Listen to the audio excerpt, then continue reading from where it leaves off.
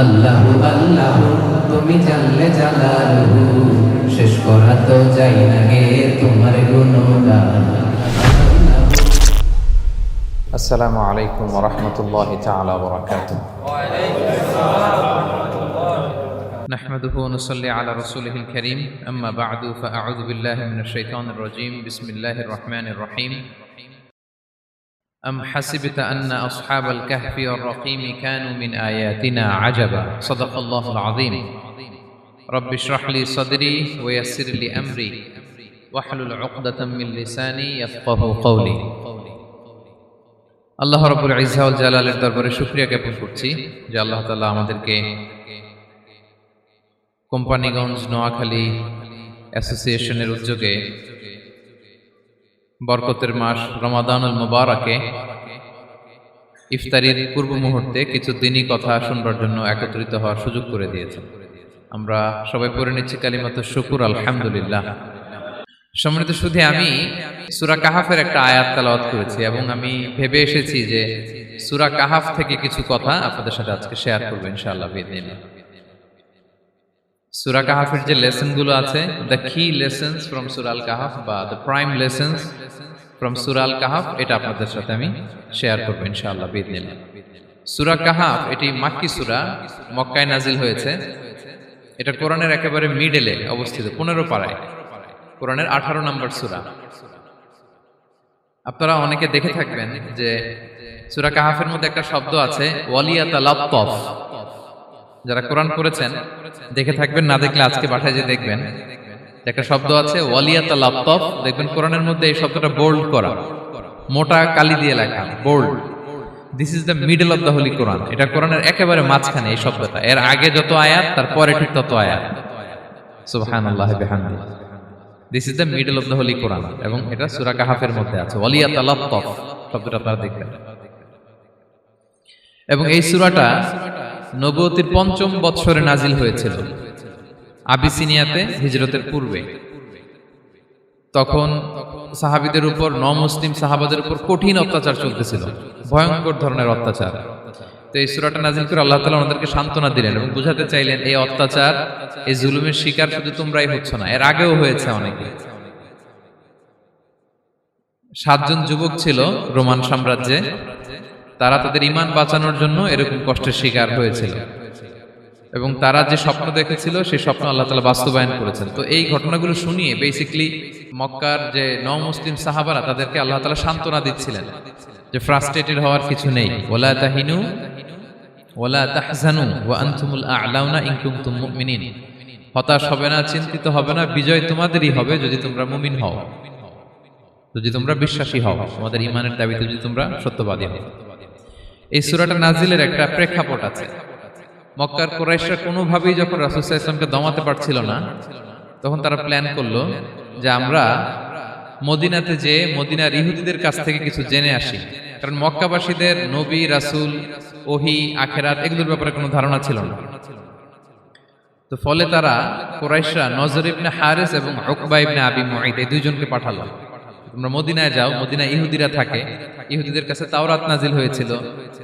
They have idea regarding prophets and আখিরাত, আখিরাত কি, নবী কি, এগুলোর আইডিয়া তাদের আছে। তো তাদের দুইজনকে পাঠালো যে তোমরা যে তাদের জিজ্ঞেস করো যে আমাদের জ্ঞাতি ভাইদের মধ্যে থেকে একজন তো নবী দাবি করে, সে কি আসলে নবী কিনা, আমরা কিভাবে বুঝবো? তো যেই চিন্তা সেই কাজ, তারা গেল মদিনাতে, মক্কা থেকে মদিনায়, যে খুলে বললো যে আমাদেরই এক ছেলে, আমাদেরই এক লোক বয়স 40 হওয়ার পর থেকে বলে আমি নবী, আমার কাছে ওহী আসে, আল্লাহ আমার কাছে বাণী পাঠায়, আর তিনি আমাকে বাণী বাহক করে পাঠিয়েছেন তোমাদের কাছে। এটা আসলে সত্য কিনা আমরা একটু কনফিউশনে আছি। তো ইহুদিরা বলল তোমরা যে তাকে 3টি প্রশ্ন করবে, যদি উত্তর দিতে পারে বুঝবে সত্য নবী। 1 নম্বরে জিজ্ঞেস করবে যে মুহাম্মদ বলো তো আসহাবে কাহাফ কারা, আসহাবে কাহাফ সম্পর্কে তোমরা কি জানো? যে সূরাটার নাম সূরাতুল কাহাফ। কাহাফ মানে হচ্ছে কেই, গুহা, মানে গুহাবাসী। 7 জন যুবক এই গুহার ভিতরে আশ্রয় নিয়েছিল ঈমান বাঁচানোর জন্য। মুহাম্মদ তুমি যদি সত্য নবী হও বলো এই ঘটনাটা কি। 2 নম্বরে তাকে জিজ্ঞেস করবে জুলকারনাইন বাদশা সম্পর্কে কি জানে, সে কিছু জানে কিনা। 3 নম্বর তাকে জিজ্ঞেস করবে মা হুয়া রূহ, রূহ কি, যে রূহটা দেহে ঢুকলে মানুষ নড়ে চড়ে, প্রাণবন্ত একটা অ্যানিমেশন থাকে, এটা বের হয়ে গেলে সে ডেড বডি, লাশ হয়ে পড়ে থাকে। What is the origin of রূহ স্পিরিট? এই তিনটা প্রশ্নের উত্তর যদি জানে তাহলে আসলেই সে সত্য নবী। তারা এসে জিজ্ঞেস করলো, মুহাম্মদ বলো আসহাবে কাহাফ কারা, বলো জুলকারনাইন কে, বলো রূহ কি। এই তিনটা প্রশ্নের উত্তর যদি করতে পারো তাহলে বুঝবে তুমি সত্য নবী। রাসূল সাল্লাল্লাহু আলাইহি ওয়াসাল্লাম বললেন, ঠিক আছে যাও, আগামীকাল উত্তর বলে দেব। তিনি ইনশাআল্লাহ বলতে ভুলে গেলেন। রাসূল সাল্লাল্লাহু আলাইহি ওয়াসাল্লামের ধারণা ছিল প্রতিদিনই তো জিবরাইল কোরআনের আয়াত নিয়ে আসে, তো তারই ধারাবাহিকতায় আগামীকাল আসবে, আমি জিজ্ঞেস করে নিব এই তিনটা প্রশ্নের উত্তর।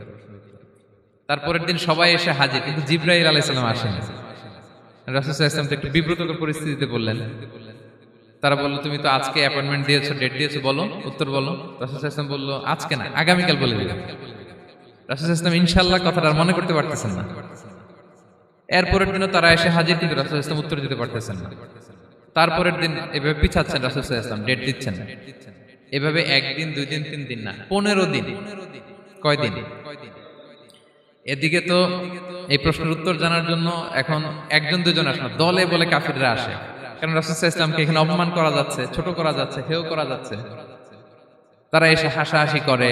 আবু বকর, ওমর রাদিয়াল্লাহু আনহুকে বলে, দেখো তোমরা না বলছো সত্য নবী, উনি সত্য নবী হলে তো প্রথম দিন উত্তর দিয়ে দিতে পারতো, পারে না কেন? এটা থেকে বোঝা যাচ্ছে তিনি আসলে মিথ্যাবাদী। 15 দিন রাসূল সাল্লাল্লাহু আলাইহি ওয়াসাল্লামের জন্য এত বিব্রতকর পরিস্থিতি আর ছিল না। 15 দিন পর আল্লাহ তাআলা আয়াত নাযিল করলেন, ওয়ালা তাকুলান্না বিশাইইন ইন্নী ফাইলুন যালিকা গাদা ইল্লা আইয়াশা আল্লাহ। অর্থাৎ হে নবী, ভবিষ্যতের কোনো কাজে যখন ওয়াদা দিবেন, কমিটমেন্ট করবেন, আপনি আইয়াশা আল্লাহ মানে ইনশাআল্লাহ বলা ছাড়া কখনো দিবেন না। রাসূল সাল্লাল্লাহু আলাইহি ওয়াসাল্লামকে শিক্ষা দেওয়ার মধ্য দিয়ে বেসিক্যালি আল্লাহ তাআলা গোটা মুসলিম উম্মাহকে শিক্ষা দিলেন, আমাদেরকে শিক্ষা দিলেন, যাতে আমরা ভবিষ্যতের কাজে আগে ইনশাআল্লাহ বলি। তো রাসূল সাল্লাল্লাহু আলাইহি ওয়াসাল্লাম লেসনটা পেলেন। এরপর আল্লাহ তাআলা উত্তর জানিয়ে দিলেন, আম হাসিবতা আন্না আসহাবাল কাহফি ওয়ার রাকিমি কানু মিন আয়াতিনা আজাবা। টানা 2 পৃষ্ঠা উত্তর দিলেন আসহাবুল কাহফ কারা। তাওরাত, জাবুর, ইনজিলে কোথাও এত বিস্তারিত উত্তর নাই আসহাবে কাহফের ব্যাপারে। আল্লাহ তাআলা আল কাহাফ, সূরাতুল কাহাফ নামে গুহাবাসীদের নামে একটা সূরা দিলেন, বিস্তারিত 2 পৃষ্ঠায় বর্ণনা করলেন তারা কারা। কুরাইশরা তো তাআজ্জুব বনে গেল, ঘটনা কি, মুহাম্মদের উত্তর কিভাবে জানলো? সে তো কারো কাছে পড়ে নাই, লেখে নাই, এই দেশের বাইরেও কোথাও যায় নাই। দ্বিতীয় প্রশ্ন ছিল জুলকারনাইনকে আল্লাহ আয়াত নাযিল করলেন, ওয়াসআলুনাকা আন যিল কারনাইন কুল সাআতলু আলাইকুম মিনহু যিকরা। টানা আল্লাহ তাআলা প্রায় 1.5 পৃষ্ঠা, 1 পৃষ্ঠারও বেশি জুলকারনাইনের ঘটনা শোনালেন। আর রূহের কথা শোনালেন সূরা আল ইসরাতে, ওয়াসআলুনাকা আনির রূহ কুলির রূহু মিন আমরি রাব্বি ওয়া মা উতীতুম মিনাল ইলমি ইল্লা কালিলা। রূহ এটা আল্লাহর স্পেশাল একটা অর্ডার, আল্লাহর আদেশে এটা ঢুকে আল্লাহর আদেশে বের হয়। এটা কেউ ছুঁতে পারে না, ধরতে পারে না, দেখতে পারে না, এটা আল্লাহর পক্ষ থেকে একটা মিরাকেল। 3টা প্রশ্নের উত্তর যখন আল্লাহ তাআলা দিয়ে দিলেন, রাসূল সাল্লাল্লাহু আলাইহি ওয়াসাল্লাম তাদেরকে সাবলীল ভাষায় শুনিয়ে দিলেন। তারা অবাক হয়ে গেল। এইটা হচ্ছে সূরাতুল কাহাফ নাজিল হওয়ার প্রেক্ষাপট। এরকম একটা সিচুয়েশনে নবুয়তির 5ম বছরে আল্লাহ তাআলা এই সূরাটা নাজিল করেছেন। এই সূরার কিছু ফজিলত আছে। রাসূল সাল্লাল্লাহু আলাইহি ওয়াসাল্লাম জুমার দিনে এই সূরাটা আমাদেরকে তেলাওয়াত করতে বলেছেন। আপনারা তেলাওয়াত করেন তো? সূরা কাহাফ যদি জেনে না থাকেন আজকে থেকে করবেন। রাসূল সাল্লাল্লাহু আলাইহি ওয়াসাল্লাম বলেছেন যে জুমার দিনে যে এই সূরা কাহাফ তেলাওয়াত করবে, মান ক্বারা সূরাতাল কাহফি ফি ইয়াউমিল জুমআতি আযা লাহু মিনান নূরি মা বাইনাল জুমআতাইন। 2 জুমার মাঝখানে আল্লাহ তাআলা এই জুমার সময়টাকে তার জন্য আলোকিত করে দেয়। কি করে দেয়? আলোকিত করে দেয়। একটা নূর তার জন্য সেট করে, এই নূর তাকে হেদায়েতের পথে অবশিষ্ট রাখে। এটা হচ্ছে একটা। তাহলে জুমার দিন আমরা সূরা কাহাফ তেলাওয়াত করব, মনে করি এটা সুন্নাহ। জুমার দিনের সুন্নাহগুলোর মধ্যে থেকে একটা সুন্নাহ হচ্ছে সূরা কাহাফ তেলাওয়াত করা। আবার আরেকটা হাদিসে রাসূল সাল্লাল্লাহু আলাইহি ওয়াসাল্লাম বলেছেন, মান হাফিযা 10 আয়াতিন মিন আউয়ালি সূরাতিল কাহফি উসিমা মিন ফিতনাতিদ দাজ্জাল। যে ব্যক্তি সূরা কাহাফের প্রথম 10 আয়াত মুখস্থ করবে সে দাজ্জালের ফিতনা থেকে মুক্তি পাবে। দাজ্জালের নাম তো আপনারা শুনেছেন, ভয়ঙ্কর ডেঞ্জারাস একটা ক্যারেক্টার। পৃথিবীর শুরু থেকে শেষ পর্যন্ত এর চেয়ে বড় ফিতনা আসেনি, আসবেও না। দাজ্জালের ফিতনা, সে তার এক চোখ থাকবে, আরেক চোখ এরকম বন্ধ থাকবে, এখানে লেখা থাকবে কাফারা। কোনোভাবেই তাকে দমানো যাবে না, হত্যা করা যাবে না। আল্লাহ নবী ঈসা আলাইহিস সালাম তাকে হত্যা করবেন। তো যে ব্যক্তি সূরা কাহাফ তেলাওয়াত করবে, সূরা কাহাফের প্রথম 10 আয়াত বিশেষ করে মুখস্থ রাখবে, আল্লাহ তাআলা উসিমা মিন ফিতনাতিদ দাজ্জাল, দাজ্জালের ফিতনা থেকে তাকে বাঁচাবেন। তা আমরা দাজ্জালের ফিতনা থেকে বাঁচতে চাই কি চাই না? আমরা যেন সূরা কাহফের প্রথম 10 আয়াত মুখস্থ করি, সূরা কাহফ যেন জুমার দিন আমরা তেলাওয়াত করি। So now the question arises, what is the relationship of Suratul Kahf with Dajjal? দাজ্জালের সাথে সূরা কাহফের রিলেশনটার কারণ কি? একটা মেকানিজম তো এখানে আছে। এত সূরা থাকে, রাসূল সাল্লাল্লাহু আলাইহি ওয়াসাল্লাম কেন বলেন যে সূরা কাহফ পড়লে দাজ্জালের ফিতনা থেকে বাঁচবে? কারণটা কি? এর কারণ হচ্ছে দাজ্জাল আমাদেরকে যে সমস্ত জিনিস দিয়ে ফিতনায় ফেলবে, ওই ফিতনাগুলোর সলিউশন আল্লাহ তাআলা সূরা কাহফের ভিতরে রেখে দিয়েছেন। দাজ্জাল 4টা জিনিস দিয়ে আমাদেরকে ফিতনায় ফেলবে। দ্যাটস ট্রায়াল অফ ফেথ, এক নাম্বার। ঈমানের পরীক্ষায় সে আমাদেরকে ফেলবে, আমাদের বিশ্বাস নিয়ে ছিনিমিনি খেলবে সে। এটার সলিউশন আছে সূরা কাহফ, আমি বলবো আস্তে আস্তে। 2 নম্বরে দাজ্জাল আমাদেরকে ফিতনায় ফেলবে, দ্য ট্রায়াল অফ ওয়েলথ, সম্পদ দিয়ে সে আমাদেরকে ফিতনায় ফেলবে। 3 নম্বর, দ্য ট্রায়াল অফ নলেজ, জ্ঞান দিয়ে সে আমাদেরকে ফিতনায় ফেলবে। 4 নম্বর, দ্য ট্রায়াল অফ পাওয়ার, ক্ষমতা দিয়ে সে আমাদেরকে ফিতনায় ফেলবে। দাজ্জাল 4টা জিনিস দিয়ে আমাদেরকে পরীক্ষায় ফেলবে। কয়টা? 1 হচ্ছে ঈমানি পরীক্ষা, 2 হচ্ছে সম্পদ দিয়ে পরীক্ষা, 3 হচ্ছে জ্ঞান দিয়ে পরীক্ষা, 4 হচ্ছে ক্ষমতা দিয়ে পরীক্ষা। সে ঈমানের পরীক্ষায় আমাদেরকে ফেলবে। সে এসে বলবে আমি তোমার রব, এবং এটা প্রমাণ করার জন্য যা যা দরকার আল্লাহ তাআলা তাকে সব দিবেন। সে সব করতে পারবে। সে বলবে আমি তোমার রব। যদি বিশ্বাস না হয়, তোমার বাবাকে যদি জীবিত করে বিশ্বাস করবে? অনেকে বলবে হ্যাঁ আমার আব্বাকে জীবিত করে দেখান। তো তার বাবাকে ঠিকই সে জীবিত করে ফেলবে। আসলে শয়তান তার বাবার সূরত নিয়ে সামনে দাঁড়াবে। আরে তাই তো, এটাই তো আমার বাবা, এটাই তো আমার দাদা। মানুষ ফিতনায় পড়ে যাবে, ঈমানের ফিতনায়। সে ভাববে আসলে এটাই বোধহয় আমার রব, এবং তাকে এত ক্ষমতা দেয়া হবে, তার ডান দিকে থাকবে জান্নাত, বাঁ দিকে জাহান্নাম।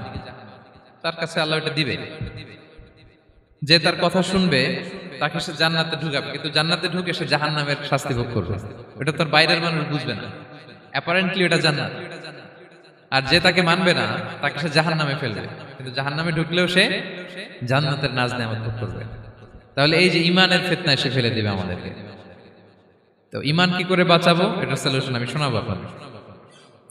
2 নম্বরে সে আমাদেরকে সম্পদ দিয়ে ফিতনায় ফেলবে। যার যা লাগবে সে তাই দিতে পারবে, যা লাগবে। সে যদি আকাশকে বলে আকাশ বৃষ্টি দাও, যাকে তারা মানবে ওই এলাকায় বৃষ্টি হবে, সুজলা সুফলা শস্য শ্যামলা হবে সে সমস্ত এলাকা, ফল মূলে ভর্তি হবে, বরকত আর বরকত। আর যে এলাকার লোকেরা, জনপদের লোকেরা তাকে মানবে না, সে বলবে ওখানে বৃষ্টি হবে না, হবেও না। ওখানে খরা, দুর্ভিক্ষ, মাটি ফেটে চলছে, মানুষ না খেয়ে মরবে, মহামারী, দুর্ভিক্ষ দেখা দেবে। তখন বিশ্ববাসী মনে করবে এটাই বোধহয় আমাদের রব। তার মানে সম্পদ দিয়ে ফিতনায় ফেলে দিবে। 3 নম্বর হচ্ছে নলেজ, তার জ্ঞানের কাছে গোটা বিশ্ব হার মানবে।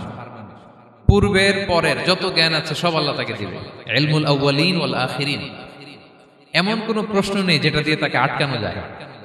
যাই জিজ্ঞেস করবেন সব জানতা, সব বলে দেয়।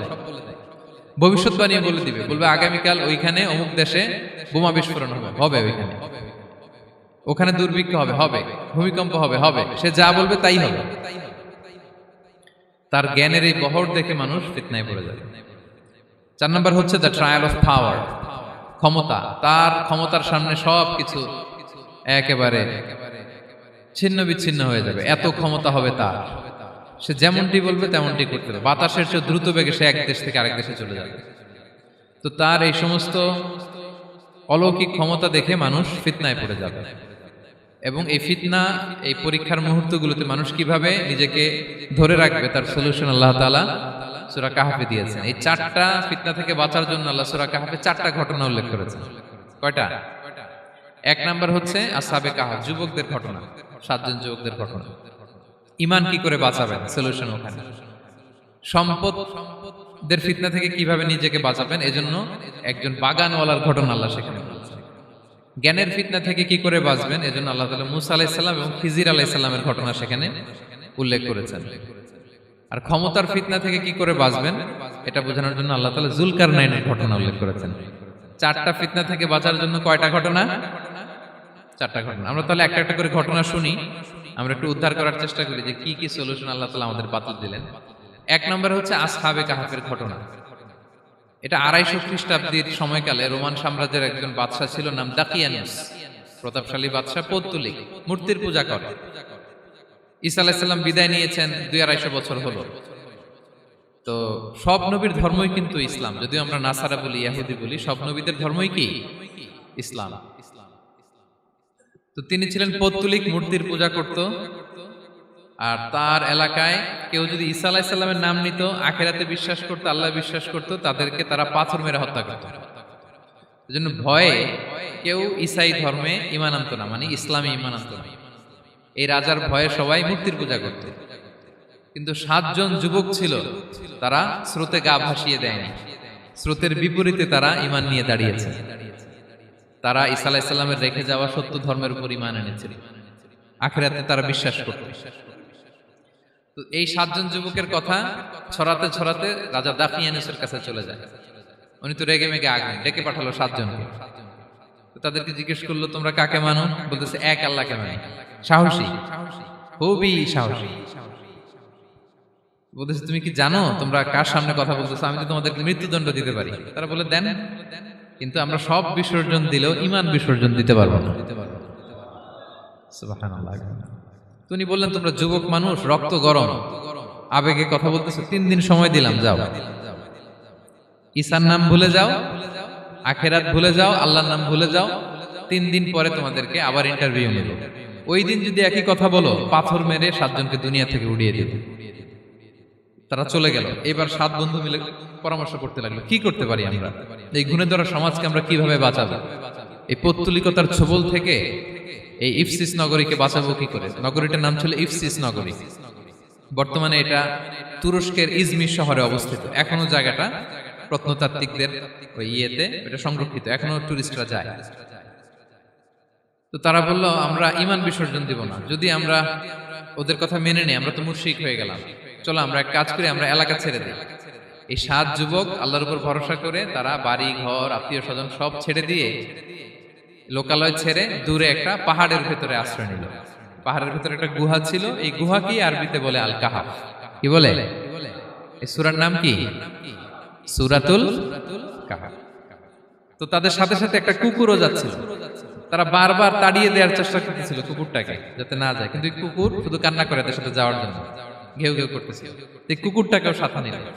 ভালো মানুষদের সাথে থাকলে কি হয় দেখেন, এই কুকুরের কথা, যেহেতু 7 জন ইমানদারের সাথে একটা কুকুর ছিল, এই কুকুরের কথা আল্লাহ সূরাতুল কাহাফে উল্লেখ করে দিয়েছেন। ওয়া কালবুহুম বাসিতুন যিরাআইহি বিল ওয়াসিল। তো তারা ভিতরে গেল, যে প্রচন্ড ক্লান্ত, তারা ঘুমিয়ে পড়ল। কি করলো? এই এক ঘুমে আল্লাহ 309 বছর কাটায় দিলেন। কয়শো 9 বছর? 9 বছর ঘুম, সব ঘুম, প্রচন্ড ঘুম, ঘুম যেন আর কাটে না।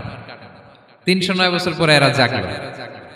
এখন খুব ক্ষুধা, ঘুমে আর মোর ভাঙতেছে। আর একজন জিজ্ঞেস করতেছে, কি লম্বা সময় ঘুম দিলাম কোথায় আমরা? একজন বলতেছে, হ্যাঁ, মনে সারাদিনই ঘুমাইছি আমরা।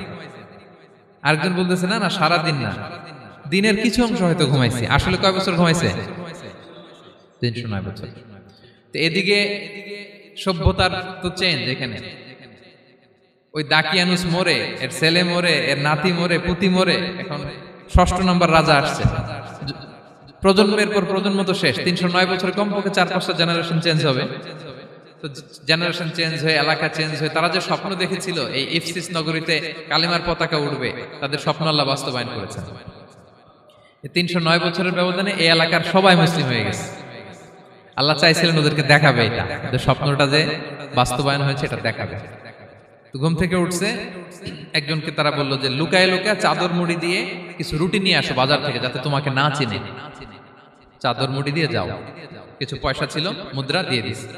তো সে যে যখন দোকানদারের কাছ থেকে রুটি নিয়ে আর মুদ্রা দিছে, দোকানদার বলে, এই মুদ্রা কোথেকে আসলো?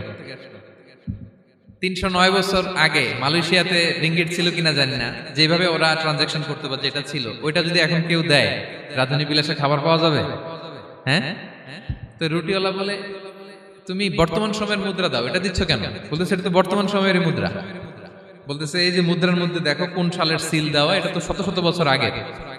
বলতেছে, কি বলে শত বছর আগে? আমি তো আজকে সকালেই বাজার করলাম, ওই বাজার করে যে টাকাগুলো ছিল ওইটাই তো পকেটে। বলতেছে, বলে কি? নিশ্চয়ই তুমি গুপ্তধনের সন্ধান পেয়েছো, হিডেন ট্রেজার। বলো, মানে তার সাথে এদের কথাবার্তা কিছু মিলতেছে না। পরে তাকে ধরে ওই সময়কার রাজার কাছে নিয়ে গেছে। ওই রাজা আবার মুসলিম, সবাই মুসলিম তখন।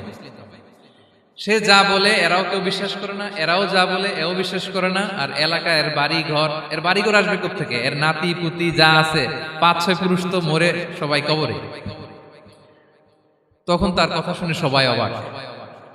তো এটা মিলানোর জন্য তারা 309 বছর আগের দাকিয়ানুস বাদশার সরকারি যে নথিপত্র, ওই পুরাতন ছিঁড়া নথিপত্র তারা বের করলো। বের করে দেখে ঠিকই দাকিয়ানুস নামে এক বাদশা ছিল, আর অনেক শত শত বছর আগে মোস্ট ওয়ান্টেড 7 জন যুবক ছিল, যাদের ব্যাপারে এক্সিকিউশনের অর্ডার ছিল।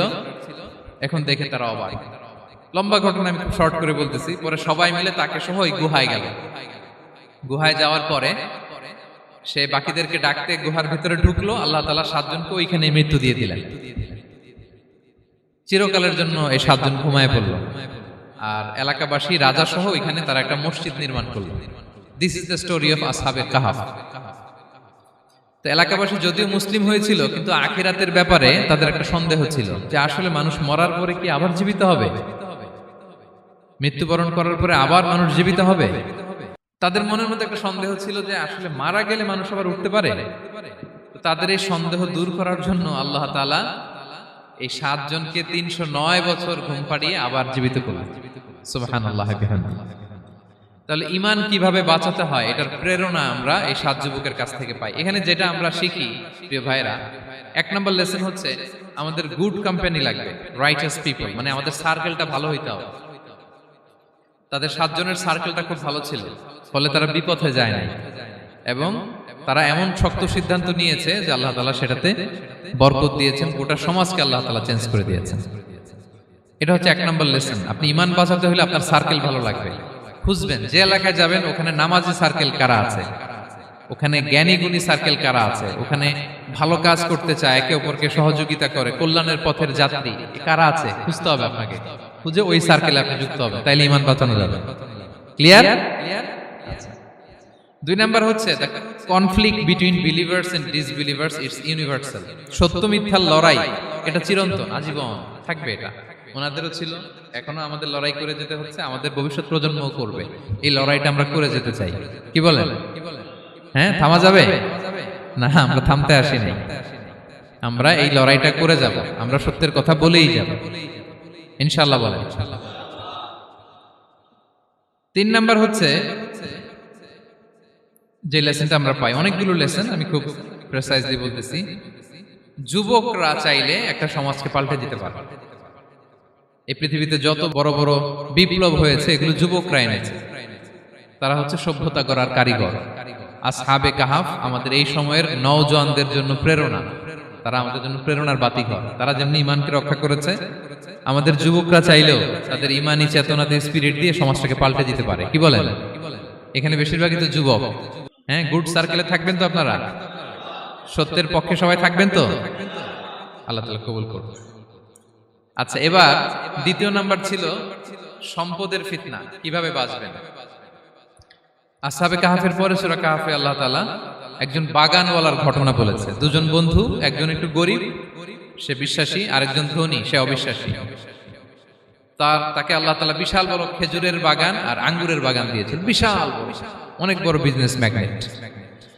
তো এই সম্পদের অহংকার সে করত। সে প্রায় তার গরিব বন্ধুকে বলতো যে তোর চেয়ে আমার সম্পদও বেশি, সন্তানও বেশি, জনবল বেশি, লোকবল বেশি, অর্থবল বেশি, সব বেশি। অহংকারে তার পা মাটিতে পড়তো না। আর সে আখিরাতে অবিশ্বাস করত, এবং সে বলতো যে এই সম্পদ আমারে বাঁচাবে, চিরকাল আমাকে স্মরণীয় করে রাখবে, এই সম্পদ কোনোদিন যাবে না। অনেক বড় বড় ধনীরা আছে, তারা এরকম মনে করে যে আমি এত বড় সিআইপি, হ্যাঁ, আমি এত বড় বিজনেস ম্যাগনেট, এই দিন বোধহয় আর চেঞ্জ হতে পারে না, আমার আজীবনই বোধহয় এত পাওয়ার থাকবে, এত সম্পদ থাকবে। এটা ভুল ধারণা। এটা কি ভুল ধারণা? এই যে তুরস্কে দুর্ভিক্ষ হইল না, আপনারা দেখছেন না যে অনেক সম্পদের মালিক বাড়ি ঘর ভেঙে রাস্তার ফকির। এখন ওই যে রিফিউজিদের জন্য যে খাবার আসছে ওখানে লাইনে দাঁড়াইছে, কারণ এখন লাইনে না দাঁড়ালে খাবারও তো মিলবে না। 1000 কোটি টাকার মালিক ছিল, ভেঙে চুরে সব শেষ। এখন রিলিফের নেওয়ার জন্য দুস্থদের কাতারে ওখানে দাঁড়াইছে, কারণ দাঁড়াইলেই কিছু খাবার পাওয়া যাবে, খিচুড়ি পাওয়া যাবে, তা না হলে তো খাবারটাও মিলবে না। এই যে বঙ্গবাজারে আগুন লাগলো আমাদের বাংলাদেশে, 20টা-25টাও দোকান ছিল অনেকের যাদের অন্যান্য বিজনেস আছে তারা হয়তো সার্ভাইভ করতে পারতেছে, কিন্তু এমন অনেক ব্যবসায়ী ছিল সব শেষ, জ্বলে পুড়ে তার টাকা পয়সা পুঁজি স্বপ্ন সব শেষ। তো ধনীকে গরিব বানাতে আল্লাহর 1 সেকেন্ডও লাগে না। ওই বিশাল প্রাসাদ থেকে টেনে ভাঙ্গা থালা হাতে দিয়ে রাস্তায় নামাইতে আল্লাহর কয় সেকেন্ড লাগে বলেন তো? 1 সেকেন্ডও লাগে না। সো এই লেসনটা কিন্তু আমাদের নিতে হবে। এবং ওই ব্যক্তির নসিবে তাই ঘটেছিল, সে যখন অহংকার করতেছিল আল্লাহ তাআলা আকাশ থেকে হুসবান একটা আগুন পাঠালো, ওই আগুন এসে তার আঙ্গুরের বাগান, তার খেজুরের বাগান, বিশাল মাইলকে মাইল এই বাগান জ্বালিয়ে পুরো মুহূর্তের মধ্যে সারখার করে, এবং মুহূর্তের মধ্যে সে পথের ভিখারি, ফকির। এই ঘটনাটা এনে আল্লাহ তাআলা সম্পদশালীদেরকে রিমাইন্ডার দিলেন যে এই সম্পদের ফিতনায় তোমরা পড়ে যেও না। আমরা সম্পদশালী হলে বাস্তবতা অনেক সময় ভুলে যাই।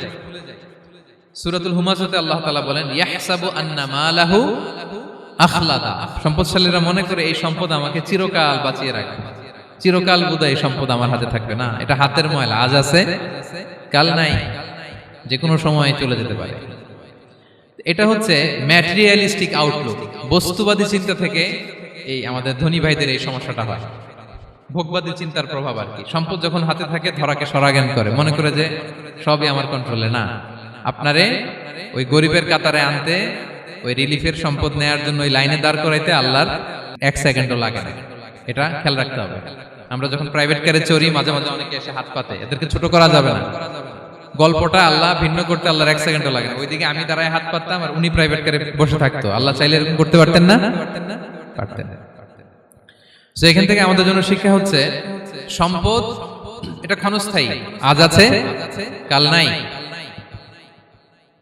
এটা ক্ষণস্থায়ী, এটাকে এভারলাস্টিং মনে করা যাবে না। এভারলাস্টিং হচ্ছে আখিরাত, ওয়ালাল আখিরাতু খায়রুল লাকা মিনাল উলা, আখিরাত তোমার জন্য দুনিয়ার চেয়ে শ্রেষ্ঠ। এবং আল্লাহ তাআলা দৃষ্টান্ত একটা দিয়েছেন যে দুনিয়ার জীবনটা হচ্ছে কামা, ওই পানির মতো যেটা আনজালনাহু মিনাস সামা, আকাশ থেকে নাজিল করেছি। ওই পানি ক্ষেতের মধ্যে পড়ে ফসল, ফুল ফসল হয়েছে, এরপরে যখন ফসল কাটা হয় ওই ক্ষেত খামার এগুলো তৃণলতা হয়ে যায়, ভুসির মতো হয়ে যায়, তখন বাতাসের ঝাপটায় একবার এদিকে যায় একবার ওদিকে যায়। অনেক লম্বা উপমা, আমি সংক্ষেপে বললাম। তো শেষ আউটপুটটা হচ্ছে এটা, সম্পদ এটা মুহূর্তেই চলে যেতে পারে। সম্পদ উপার্জন জায়েজ আছে, মুসলিমরা সম্পদ উপার্জন করতে পারবে, কোনো অসুবিধা নাই। আপনি যদি ধনী হন এটা ভালো, ফলে আপনি যাকাত দিতে পারবেন, অসহায় দুস্থদের সহায়তা করতে পারবেন, কন্ট্রিবিউট করতে পারবেন। আপনি সম্পদ হাতের মুঠোয় নেবেন, কন্ট্রোল করবেন, কিন্তু এই দিকে স্থান দিবেন না, দ্যাটস ইট, তাহলেই হবে। আমরা সম্পদ কি করতে পারবো? উপার্জন করতে পারবো, কিন্তু হৃদয়ে স্থান দিতে পারবো না। হৃদয়ে স্থান থাকবে আখিরাতের। এই মাইন্ডসেট যদি আপনি গড়ে তোলেন তাহলে সম্পদের ফিতনা আপনি কখনো পড়বেন না। এই পয়েন্টটা কি ক্লিয়ার সবার? ক্লিয়ার। 3 নাম্বার ফিতনা ছিল কিসের ফিতনা দেখি কে বলতে পারে? প্রথমটা হচ্ছে বিশ্বাস বা ঈমানের ফিতনা, 2 নাম্বার হচ্ছে সম্পদের ফিতনা, 3 নাম্বার জ্ঞানের ফিতনা। জ্ঞানেরও কিন্তু ইলমেরও একটা গরম আছে, যার ইলম আছে তার মধ্যে এই সমস্যাটা কাজ করে। সেটার জন্য আল্লাহ তাআলা মুসা আলাইহিস সালাম, খিজির আলাইহিস সালামের ঘটনা বলেন। আমি খুব সংক্ষেপে বলবো, সময় কম। মুসা আলাইহিস সালাম হচ্ছে বনি ইসরাইলের নবী, আর খিজির আলাইহিস সালাম কেউ বলেছেন নবী, কেউ বলেছেন আল্লাহর ওলি। আসলে আরবিতে ওনার নাম খদির, আমরা বাংলায় বলি খিজির। খদির মানে সবুজ। উনি যে কোনো জায়গায় বসলে ওখানে মরা গাছ লতা পাতা এগুলো সবুজ হয়ে যেত, অনুর্বর এলাকার উপর দিয়ে হেঁটে গেলে ওটা উর্বর হয়ে যেত। তো মুসা আলাইহিস সালাম একবার ওয়াজ করতেছেন এইভাবে বনি ইসরাইলের সামনে, খুতবা দিচ্ছেন। হঠাৎ এক লোক দাঁড়ায় বলে, ইয়া নবী আল্লাহ, মান আ'লামু ফিল আরদ, বর্তমান পৃথিবীতে সবচেয়ে জ্ঞানী কে? মুসা আলাইহিস সালাম বলেন, ফাকালা আনা, আমি। কি বললেন? উনি আসলে ভুল কিছু বলেন নাই, কারণ প্রত্যেক জামানার নবীকেই আল্লাহ তাআলা সবচেয়ে বেশি জ্ঞান দিয়ে পাঠান, কারণ তার কাছে ওহীর জ্ঞান আসে, অদৃশ্যের খবর আসে, ইলমুল গায়ব আসে। কিন্তু এই উত্তরটা আল্লাহ তাআলার পছন্দ হয় না। আল্লাহ তাআলা চাচ্ছিলেন মুসা যদি বলতো আল্লাহ তাআলাই জানে কে জ্ঞানী বা আল্লাহই সবচেয়ে জ্ঞানী, এরকম হলে ভালো হতো। কিন্তু মুসা আলাইহিস সালাম কি বলছে? আমি। এখন প্রশ্ন করলো সবচেয়ে বড় জ্ঞানী কে? উনি কি বললেন? আমি। এই যে আমি এটাতে ঝামেলা আছে। আমি বড়, আমি জানি, আমি সব, দিস ইজ প্রবলেমেটিক। আল্লাহ এটা পছন্দ করলেন না। আল্লাহ তাআলা মুসা আলাইহিস সালামকে বললেন, মুসা তুমি যে বলছো তুমি জ্ঞানী, না তুমি জ্ঞানী না, তোমার চেয়ে বড় জ্ঞানী আছে। মুসা আলাইহিস সালাম বলে, তাই নাকি, আমার চেয়ে বড় জ্ঞানী কে? তো আল্লাহ তাআলা বললেন, ইযহাব ইলা মাজমাইল বাহরাইন, দুই সাগর বা দুই নদীর মিলনস্থলে যাও, ওখানে আমার এক বান্দা আছে তোমার চেয়েও জ্ঞানী। মুসা আলাইহিস সালাম বললেন, তাই নাকি? তো আল্লাহ, আমি কিভাবে চিনি উনি কোথায় থাকে, কিভাবে বুঝবো? আল্লাহ বললেন, একটা বড় মাছ নাও, এটাকে ফ্রাই করো, এটাকে ফ্রাই করে একটা ঝুড়ির ভেতরে নাও, যেখানে এই মাছটা সাগরে ঢুকে যাবে ওখানে আমার বান্দাকে পাবে। তো উনি ওনার সহযোগী ইউশা ইবনে নুনকে নিয়ে হাঁটতে লাগলেন। হাঁটতে হাঁটতে এক জায়গায় ক্লান্ত হয়ে পাথরের পাশে বিশ্রাম নিলেন। ওই পাথর থেকে আবার এক ধরনের পানি বের হয়, এই পানিটারে বলে আবে হায়াতের পানি, মা উল হায়াত, জীবন নদীর পানি। এই পানি কোনো মৃত প্রাণী বা বস্তুর গায়ে লাগলে ওটা জীবিত হয়ে যায়। তো ওনারা পাথরে হেলান দিয়ে বিশ্রাম নিচ্ছিলেন, ওই পানি ওই ফ্রাই করা মাছের গায়ে লাগার সাথে সাথে মাছ জীবিত হয়ে ঝুড়ি থেকে বের হয়ে সাগরে ঢুকে গেছে। ওনারা আর খেয়াল করেন না। এরপর আবার হাঁটতে লাগলেন। হাঁটতে হাঁটতে যখন ক্লান্ত শ্রান্ত, তখন বলে, এই ইউশা, আমাদের ওই মাছ ফ্রাই মাছটা দাও, এখন খাই। ঝুড়ি খুলে দেখে মাছ নাই। মাছ গেল কোথায়? তখন ইউশা বলল, হয়তো আমরা যে পাথরের ওখানে বিশ্রাম নিয়েছিলাম ওখানে আমরা মিসিং, ওখানে হারাই ফেলছি। চলো চলো, আরে ওদিকে তো যাইতে হবে আমাদের। উনি গেলেন, যে দেখে মাছ যে জীবিত হয়ে বালুর এদিকে নাড়াচাড়া করতে করতে সাগরে ঢুকে গেছে, ওখানে দাগ আছে। মুসা আলাইহিস সালাম ঢুকলেন সুরঙ্গ, ঢুকে দেখে চাদর গায়ে দিয়ে এক লোক শুয়ে আছে। সালাম দিলেন, আসসালামু আলাইকুম। ওই লোক চাদর আর সরায় না, ভিতর থেকে বলতেছে, ওয়ালাইকুম আসসালাম। তো চাদরের ভিতর থেকে উনি বলে, মান আন, তুমি কে? মুসা আলাইহিস সালাম বললেন, আনা মুসা, আমি মুসা। উনি বলেন, মুসা বনি ইসরাইল, বনি ইসরাইলের মুসা? বললেন, হ্যাঁ। কেন এসেছো? এবার চাদর খুললেন। বলতেছে, আপনার কাছ থেকে কিছু শিখতে আসছি। আল্লাহ বলছে, আপনি নাকি সবচেয়ে বড় জ্ঞানী। আমি ভুল করে বলে ফেলছিলাম আমি, আল্লাহ বলছেন যে আপনি নাকি জ্ঞানী। বলতেছে, না, তুমি আমার জ্ঞান নিতে পারবে না, ওই ধৈর্য শক্তি তোমার নাই। মুসা আলাইহিস সালাম বললেন যে, আপনি যে কোনো শর্তে আমাকে একটু রাখেন কয়েকদিন আপনার সাথে, আমি রাজি। বললেন, না, তুমি পারবে না। মুসা আলাইহিস সালাম জোর করতে লাগলেন। অবশেষে খিদির আলাইহিস সালাম রাজি হলেন। বললেন, শর্ত হচ্ছে আমি যাই করি আর না করি আমাকে কোনো প্রশ্ন করা যাবে না। মুসা আলাইহিস সালাম বললেন, ওকে। সফর শুরু হলো। সামনে নদী, এক লোক তাদের নৌকা দিয়ে নদী পার করায় দিল। নদী পারাপারের পর খিজির আলাইহিস সালাম লাঠি দিয়ে নৌকার তলাটা ছিদ্র করে দিলেন। মুসা আলাইহিস সালাম বললেন, ইন্না লিল্লাহি, এটা আপনি কি করলেন? ওরা আমাদেরকে নদী পার করে দিল, আর যে ভাড়াটা আসছিল এটাও নিল না, আমাদেরকে সম্মান দেখালো, আপনি নৌকা ছিদ্র করে দিলেন। খিজির আলাইহিস সালাম বলছে, এই যে আমি বলছিলাম না তুমি ধৈর্য ধারণ করতে পারবে না, যাও, তোমার রাস্তায় তুমি, আমার রাস্তায় আমি। মুসা আলাইহিস সালাম আবার ক্ষমা চাচ্ছেন যে, আপনি আমার ক্ষমা করেন, আমি তো ভুলে গেছি, আর প্রশ্ন করবেন না। চলতে লাগলেন। হঠাৎ বাচ্চারা খেলতেছে, এক বাচ্চাকে ধরে হত্যা করলেন খিজির আলাইহিস সালাম। এবার তো মুসা আলাইহিস সালাম রেগে গেছে, আপনি করলেনটা কি? নিষ্পাপ ফুলের মতো শিশুকে হত্যা করলেন। খিজির আলাইহিস সালাম বলে, এই যে আমি জানতাম যে তুমি ধৈর্য ধারণ করতে পারবে না, তোমার রাস্তা এক, আমার রাস্তা এক, যাও। এবার মুসা আলাইহিস সালাম করজোর করতেছে যে, this is the last chance, একটা ফাইনাল চান্স দেন, একটা সুযোগ দেন, আর আমি প্রশ্ন করব না, এটাই লাস্ট। বলেন, ওকে, ঠিক আছে। হাঁটতে হাঁটতে এক ইহুদি বসতির সামনে যে হাজির, দুজনই খুব ক্ষুধার্ত, খাবার চাইলো, এরা আবার কৃপণ, খাবার দিল না। তো খিজির আলাইহিস সালাম বললেন, ঠিক আছে, খাবার যেটা দিচ্ছেন আমরা চলে যাই। যাওয়ার পথে দেখতেছে এই এলাকার একটা দেয়াল ভেঙে পড়ে যাবে।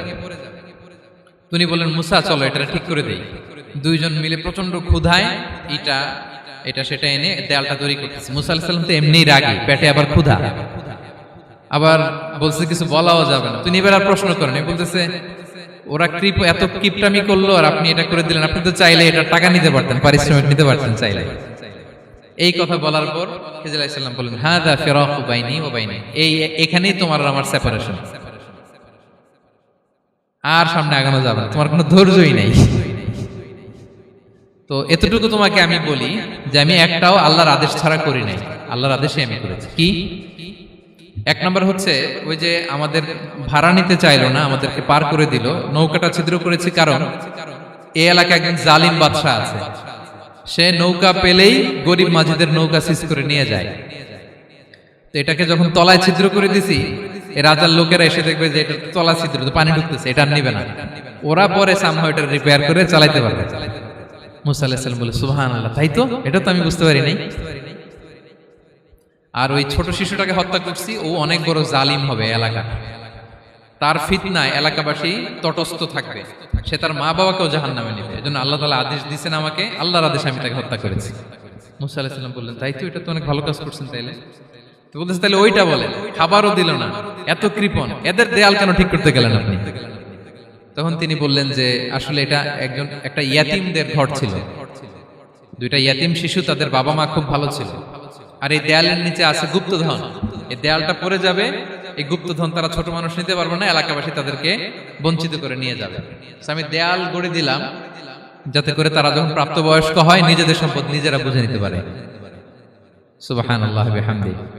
মুসা আলাইহিস সালাম বলে, তাই তো, এগুলো তো আমি বুঝতে পারি নাই। তো এই ছিল খুব সংক্ষিপ্ত পরিসরে মুসা আলাইহিস সালাম খিজির আলাইহিস সালামের ঘটনা। তো রাসূল সাল্লাল্লাহু আলাইহি ওয়াসাল্লাম বুখারীতে একটা চমৎকার কথা বলেছেন। তিনি বলেছিলেন, ওয়াদিদনা আন্না মুসা সাবার হাত্তা ইউকাসসা আলাইনা মিন আমরিহিমা। রাসূল সাল্লাল্লাহু আলাইহি ওয়াসাল্লাম বলেছিলেন, ইস, আমার ভাই মুসা যদি আরেকটু ধৈর্য ধরতো তাহলে আরো কিছু অজানা তথ্য আমরা জানতে পারতাম। এখান থেকে, এই ঘটনা থেকে আমরা কি শিখলাম? প্রথম যেটা আমরা শিখলাম, জ্ঞান নিয়ে বড়াই করতে নেই, ঠিক কিনা? জানার কোনো শেষ নেই, জাননেওয়ালার উপরও জাননেওয়ালা আছে, জ্ঞানীর উপরও জ্ঞানী আছে। আপনি কিছু জেনেই মনে করবেন না আমি সব জানি। আপনার চাইতেও বেশি জ্ঞানী অনেকে আছে। অনেক সময় বক্তার চাইতেও শ্রোতারা অনেক জ্ঞানী। হয়তো এখানে এমন অনেক জ্ঞানী লোক আছে যার ধারে কাছেও আমরা কেউ নেই, হতে পারে। সো আমি সব জানি, এটা ভুল, এটা শয়তান বলে। এটা কে বলে? শয়তান বলে। আবু নাওয়াস একটা কবিতা লিখেছেন, ওয়াকুল্লি মান ইয়াদঈ ফিল ইলমি ফালসাফাতান হাবাসতা শাইআন ওয়া গাবাত আনকা আশিয়াউ। কেউ যদি বলে আমি সব জানি, তুমি তাকে বৃদ্ধাঙ্গুলি দেখিয়ে বলো আপনি কিছুই জানেন না, আপনি অল্প কিছু জেনেছেন, জানার এখনো অনেক বাকি। তাহলে মুসা আলাইহিস সালামের এই ঘটনা জিজ্ঞেস করা হলো, কে জ্ঞানী? উনি বললেন, আমি জ্ঞানী। এরকম কি আমরা কখনো বলবো? না। সবচাইতে বড় জ্ঞানী কে? ওয়া ফাওকা কুল্লি যী ইলমিন আলিম। সবচাইতে বড় জ্ঞানী আল্লাহ তাআলা। সো জ্ঞান নিয়ে আমরা অহংকার করব না। দুই নাম্বার যে শিক্ষাটা আমরা পাই, ওই যে নৌকা দিয়ে পারাপার হচ্ছিল, তখন একটা চড়ুই পাখি এসে সাগরের মধ্যে মুখ দিয়েছিল। তো খিজির আলাইহিস সালাম বললেন, মুসা, তুমি কি চড়ুই পাখিটা দেখতে পাচ্ছ? হ্যাঁ, দেখতে পাচ্ছি। চড়ুই পাখিটা যে সাগরে মুখ দিলে দেখতে পাচ্ছ? হ্যাঁ, দেখতে পাচ্ছি। তখন খিজির আলাইহিস সালাম বললেন, চড়ুই পাখিটা সাগরে মুখ দিয়ে পানি খাওয়ার পরে চড়ুই পাখির ঠোঁটে বা চঞ্চুতে যতটুকু পানি লেগে আছে, এই পানিটা হচ্ছে তোমার, আমার এবং মহাবিশ্বের আমাদের সকলের জ্ঞান। আর এই মহাসাগরের সকল পানি হচ্ছে আল্লাহ তাআলার জ্ঞান। আল্লাহ তাআলা বলেছেন, ওমা উতিতু মিনাল ইলমি ইল্লা কালিলা। আমি তোমাদেরকে একেবারে অল্প জ্ঞান দিয়েছি, একেবারে অল্প। এই রহস্যে ঘেরা এই মহাবিশ্বের অনেক কিছু আমাদের অজানা। প্রিয় ভাইরা, আমরা অনেক কিছু জানি না, আমাদের এই লিমিটেড নলেজ এগুলো ধরে না, তারপর আমরা জ্ঞানের বড়াই করি। আপনারা উপমাটা বুঝতে পারছেন? একটা নৌকা থেকে চড়ুই পাখি ঠোঁট দিয়ে পানি খাচ্ছে, পানি খাওয়ার পরে স্বভাবতই চড়ুই পাখির ঠোঁটে একটু পানি তো লাগবে। খিজির বললেন যে এই পানিটা হচ্ছে তোমার, আমার, পৃথিবীর সবার জ্ঞান, আর এই সাগরের বাকি পানিগুলো কার জ্ঞান? এবার বুঝতে পারছেন আল্লাহ তাআলার জ্ঞানের পরিধি। আমরা জ্ঞান নিয়ে যেন কখনো কি না করি, বড়াই না করি। জ্ঞান দুই ধরনের, একটা বাহ্যিক জ্ঞান, একটা অন্তর্নিহিত জ্ঞান। External knowledge, internal knowledge. আমরা যখন কোরআন হাদিস পড়ি আমাদের বাহ্যিক জ্ঞান অর্জন হয়। কোরআন হাদিস পড়লেই আপনি জ্ঞানী হয়ে যান। এটা কোরআন হাদিস পড়তে হয়, এটা ডাইজেস্ট করতে হয়, এটার উপর আমল করতে হয়। এই জ্ঞান অর্জন শেষে এরপরে আল্লাহর প্রিয় বান্দাদেরকে আল্লাহ অন্তরে ইলমের নূর দেন, ইলহাম দেন। That is the knowledge, that is the pure knowledge. আপনি হাফেজে কোরআন হয়ে ভাবেন না আপনি সব জানেন, আপনি বুখারী মুখস্থ করে ভাবেন না সব জানেন। এই সব জ্ঞান অর্জন করার পরে ইলমের নূর হাসিল হয়, সেটা আল্লাহ সবারে দেয় না। সো এই অন্তর্নিহিত জ্ঞান, দূরদৃষ্টি, farsightedness, that is the pure knowledge. এটার জন্য বছরের পর বছর, যুগের পর যুগ সাধনা করতে হয়। সেটার জন্য এই জ্ঞান অর্জনের জন্য তিনটা জিনিস করতে হয় ইলমের নূর অর্জনের জন্য। কয়টা? এক হচ্ছে বিনয়, দুই হচ্ছে সফর, তিন হচ্ছে সবর। আবার বলি, এক হচ্ছে বিনয়, দুই হচ্ছে সফর, তিন হচ্ছে সবর। আল্লাহ তাআলা আল্লাহর নবীকে তাওরাত দেওয়ার পরেও আরো ট্রেনিং সেশন করাইছেন খিজির আলাইহিস সালামের কাছে। যাও, ওনার কাছে গেলে তুমি ছোট হবা, নত হবা। জ্ঞান যদি আমি নিতে চাই আমাকে ছোট হইতে হবে। ধরেন একটা গ্লাস থেকে একটা খালি গ্লাসে পানি ঢালবো, তো যেটাতে নেওয়া হবে এটা উপরে থাকলে হবে? যেই গ্লাসটার মধ্যে পানি আছে এটা উপরে থাকবে, ওইটা ব্ল্যাঙ্ক গ্লাসের মধ্যে পড়বে। আপনি নলেজ, ইলম নিতে চাইলে আপনাকে নিচে থাকতে হবে, উনি উপরে থাকবে। আপনার শায়েখ আপনাকে দিবে, আপনার উস্তাদ আপনাকে দিবে, আপনার মুর্শিদ আপনাকে দিবে। বুঝতে পেরেছেন? তাহলে আমাদেরকে হাম্বলনেস লাগবে, শিখতে হইলে হাম্বল হইতে হয়, বিনয়ী হইতে হয়। আচ্ছা 2 নাম্বার সফর করতে হয়, এটাও আল্লাহ মুসা আলাইহিস সালামকে দিয়ে করাইছেন, যাও পিছে পিছে উস্তাদের পিছে পিছে ঘুরো। তো এজন্য সফর করতে হয়। এখন ঘরে বসে অনেক কিছু জানা গেল, উস্তাদের সান্নিধ্য লাগে, সফর করতে হয়। আমাদের ক্লাসিক আলেমরা হাদিস কালেকশনের জন্য শহরকে শহর সফর করতেন। এখনো আমাদের আলেমরা দেওবন্দে যায়, মিশরে যায়, মদিনায় যায়, এখানকার মালয়েশিয়ান স্টুডেন্টরা দেশে বিদেশে যে নলেজ অর্জন করে। সফর আপনাকে লাগবে। তাহলে বিনয়, সফর, 3 নম্বরে কি সবর, ধৈর্যশীল হইতে হবে। দেখেন মুসা আলাইহিস সালাম বারবার প্রশ্ন করে ফেলতেছেন, বারবার ওয়াদা ভঙ্গ করতেছেন, এরকম করলে হবে না, ধৈর্য লাগবে। ধৈর্যের বলে বলিয়ান হলে তখনই আপনার মধ্যে ইলম আসবে। তাহলে জ্ঞানের ফিতনায় পড়ার আর আমাদের কোনো সম্ভাবনা আছে? আমরা বিনয়ী হব, আমরা জ্ঞান আল্লাহর দিকে ফিরাই দেব, আমরা বলবো উনি সবচেয়ে ভালো জানেন। পারা যাবে তো ইনশাআল্লাহ? আচ্ছা আমি একেবারে শেষ পর্যায়ে চলে আসছি, 2 মিনিটের মধ্যে শেষ করে দিচ্ছি। 3 নাম্বার ছিল কিসের ফিতনা? 4 নাম্বার ক্ষমতার ফিতনা। এই ফিতনা থেকে বাঁচার জন্য সর্বশেষ আল্লাহ তাআলা যুলকারনাইনের ঘটনা বলেছেন। অনেক বড় বাদশা ছিলেন, পৃথিবীতে 4 জন বাদশা গোটা বিশ্ব শাসন করেছেন, 2 জন কাফির, 2 জন মুমিন। কাফির একজন হচ্ছে নমরুদ, যিনি ইব্রাহিম আলাইহিস সালামকে আগুনে ফেলেছিলেন, আরেকজন হচ্ছে বখতে নাসার, যাকে ইংরেজিতে বলে নেবুচারনেজার দ্য সেকেন্ড, দ্বিতীয় নেবুচারনেজার।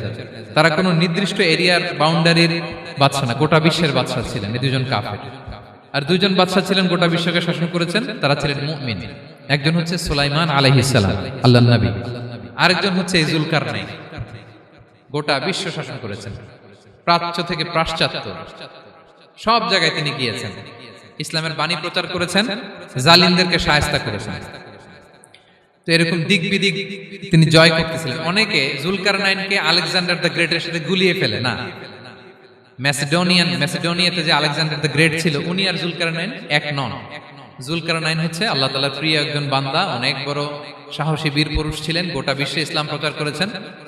করতে করতে করতে করতে অনেক বড় ঘটনা, আমি সব শেষের ঘটনাটা বলি। উনি জর্জিয়া, বর্তমান যে জর্জিয়ার তিবলিসি এরিয়া, এখানে এসে একটা এলাকার সন্ধান পেলেন, যারা ওনাকে এসে বলল যে এখানে একটা জঙ্গলি গ্রুপ আছে যাদের নাম ইয়াজুজ মাজুজ, তারা এসে আমাদের উপর হামলা করে। হে যুলকারনাইন, আমরা আপনাকে ট্যাক্স কালেক্ট করে দিচ্ছি, আপনি তাদের মাঝে আর আমাদের মাঝে একটা প্রাচীর তৈরি করে দেন। আপনারা ইয়াজুজ মাজুজের নাম শুনেছেন না? ইংরেজিতে বলে গগ ম্যাগগ। নূহ আলাইহিস সালামের 4 সন্তান ছিল, হাম, সাম, ইয়াফাস, কানাআন। এই ইয়াফাসের বংশধর হচ্ছে ইয়াজুজ মাজুজ, জঙ্গলি, হাজার হাজার শুধু বংশ বিস্তার করে। তারা এসে লোকালয়ে মানুষের উপর আক্রমণ করে, তাদের গবাদি পশু এগুলো ছিনিয়ে নেয়, ফলমূল খেয়ে ফেলে। তো যুলকারনাইন বাদশার কাছে যখন বিচার দেওয়া হলো, উনি বললেন ঠিক আছে, তোমাদের ট্যাক্স দেয়া লাগবে না, তোমরা শারীরিক পরিশ্রম করে আমাকে সাহায্য করো। তো উনি বর্তমানে হচ্ছে এক পাশে কৃষ্ণ সাগর, ব্ল্যাক সি, আরেকদিকে কাস্পিয়ান হ্রদ বা কাস্পিয়ান সাগর, এর মাঝখানে 1200 কিলোমিটার লম্বা মাউন্টেন রেঞ্জ, পাহাড়ি এরিয়া, আপনারা গুগলে দেখবেন।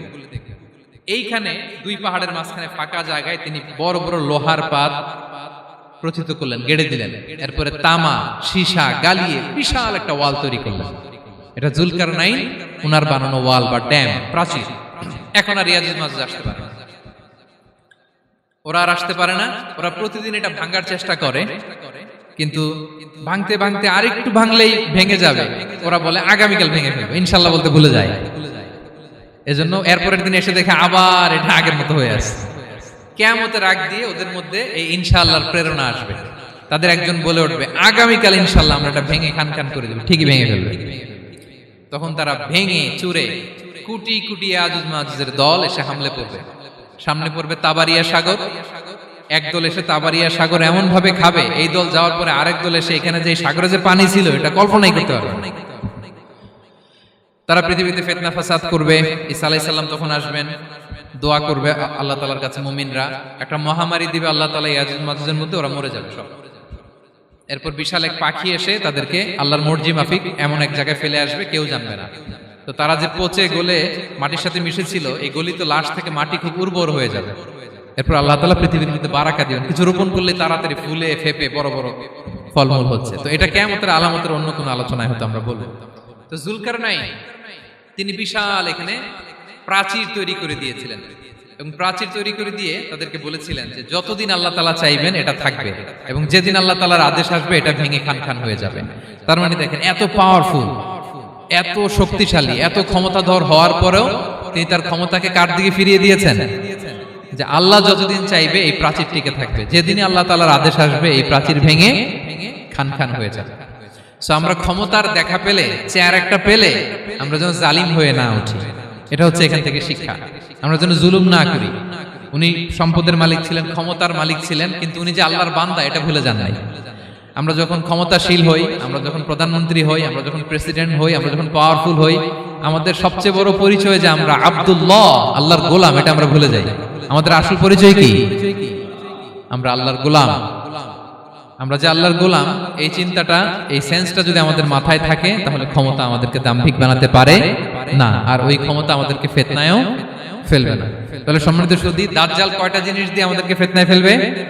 চারটা। দ্য ট্রায়াল অফ ফেইথ, ইমানের পরীক্ষা; দ্য ট্রায়াল অফ ওয়েলথ, সম্পদ দিয়ে পরীক্ষা; দ্য ট্রায়াল অফ নলেজ, জ্ঞানের পরীক্ষা; দ্য ট্রায়াল অফ পাওয়ার, ক্ষমতার পরীক্ষা। আর ইমানের পরীক্ষায় উত্তরণের জন্য আল্লাহ তাআলা আমাদেরকে এই সূরায় আসহাবে কাহফের ঘটনা শুনিয়েছেন, যে 7 জন যুবক তারা তাদের ইমানকে হেফাজত করেছিল। সম্পদের ফিতনা থেকে বাঁচানোর জন্য আল্লাহ তাআলা আমাদেরকে এক বাগানওয়ালার কাহিনী জানিয়েছেন, যে সম্পদ পেয়ে তোমরা দাম্ভিক হয়ে যাও না, এটা আজ আছে কাল থাকবে না। জ্ঞানের পরীক্ষা থেকে আমাদের মুক্তির জন্য আল্লাহ তাআলা অনেক বড় করে আল্লাহ নবী মুসা আলাইহিস সালাম এবং খিজির আলাইহিস সালামের ঘটনা শুনিয়েছেন, আমাদের বুঝিয়েছেন যে আমাদেরকে বিনয়ী হতে হবে, জ্ঞানের জন্য সফর করতে হবে এবং সবর করতে হবে। সব শেষে আল্লাহ তাআলা ক্ষমতার ফিতনা থেকে বাঁচানোর জন্য ক্ষমতাধর, আমরা তো একটা দেশের মালিক হই এখন, অমুক দেশের প্রেসিডেন্ট, অমুক দেশের প্রধানমন্ত্রী, উনি গোটা বিশ্বের প্রতাপশালী রাজা ছিলেন জুলকারনাইন, তারপরেও উনি যে আব্দুল্লাহ, উনি যে আল্লাহর গোলাম, এটা তিনি ভুলে যাননি। তাহলে এইভাবে যদি আমরা এই ফিতনাগুলো থেকে বাঁচার চেষ্টা করি, তাহলে এই ফিতনা থেকে আমরা বেঁচে থাকতে পারবো, এবং দাজ্জাল যদি এই মুহূর্তেও আসে, সে আমাদেরকে বিভ্রান্ত করতে পারবে না। পারবে? পারবে না ইনশাআল্লাহ। ইনশাআল্লাহ বলেন। আর ভবিষ্যতের সব কাজের আগে আমরা সবসময় কি বলবো? মনে থাকবে সবার? আল্লাহ তাআলা আমাদের সবাইকে কথাগুলো বোঝার ও আমল করার তৌফিক দান করুক। হাদা মা ইনদি ওয়াল ইলমু ইনদাল্লাহ আলাইহি তাওয়াক্কালতু ওয়া ইলাইহি উনীব। ওয়াসসালামু আলাইকুম ওয়া রাহমাতুল্লাহি তাআলা ওয়া বারাকাতুহু।